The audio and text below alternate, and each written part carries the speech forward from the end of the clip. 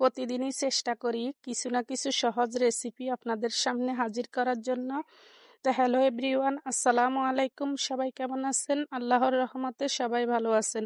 আমি আজকে আপনাদেরকে তৈরি করে দেখাবো মিল্ক বাদাম পুডিং তৈরি করে। তো কিভাবে খুব সহজে আপনারা তৈরি করে নিতে পারেন, মূল রেসিপিতে চলুন।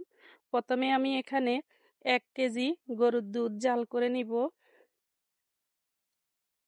তো সাথে আমি দিয়ে দিব কর্নফ্লাওয়ার 3 টেবিল চামচ দিয়ে দিব। তো আমি কর্নফ্লাওয়ারগুলা দিয়ে সুন্দর করে দুধের সাথে মিশিয়ে নিব নেড়ে চেড়ে। তো এরপর আমি দিয়ে দিব চিনি। তো চিনি কম বেশি খেতে পারেন, যেহেতু আমার বেবিরা খাবে তাই আমি একটু বেশি দিয়ে দিলাম। আমি এখানে 4 টেবিল চামচ চিনি দিয়ে দিব। তো আমি চিনি, কর্নফ্লাওয়ার, দুধ সবগুলা একত্রে মিশিয়ে নেড়ে চেড়ে নিব। এরপর আমি জাল করে নিব।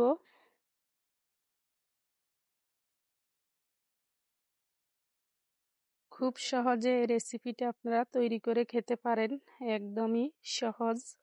তো এই যে দুধটা আমার জাল করে নেওয়া শেষ, একদম ঘন হয়ে গেছে। এবার আমি নামিয়ে নিলাম।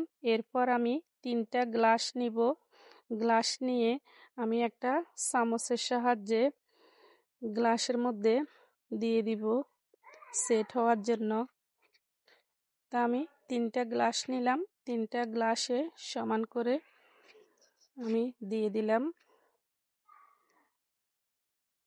তো এরপর আমি ফ্রিজে রেখে দিব 2 ঘন্টার জন্য সেট হওয়ার জন্য। তো এই যে সেট হয়ে গেছে, 2 ঘন্টা পর আমি ফ্রিজ থেকে বের করে নিলাম। এরপর আমি এখানে কিছু বাদাম নিলাম, ভেজে নিলাম বাদামগুলা। এরপর আমি ব্লেন্ডারে গুঁড়ো করে নিলাম। এরপর আমি সুন্দর করে বাদামটা লাগিয়ে নিলাম। তারপর আমি দিয়ে দিব কিছু চকলেটকে মেল্ট করে নিলাম। এরপর আমি উপরে চকলেট দিয়ে দিব। তারপর আমি 1 পিস করে বাদাম দিয়ে দিব, ডেকোরেশন করে নিলাম। তো খুবই সহজে আপনারা এই মিল্ক বাদাম পুডিংটা তৈরি করে খেতে পারেন। তো এতক্ষণ পর্যন্ত আমার সাথে থাকি আমার এই ভিডিওটা দেখার জন্য সবাইকে ধন্যবাদ। যদি ভিডিওটা ভালো লাগে প্লিজ একটা লাইক দিবেন, একটা শেয়ার করবেন। তো এতক্ষণ পর্যন্ত আপনাদের সাথে থাকার জন্য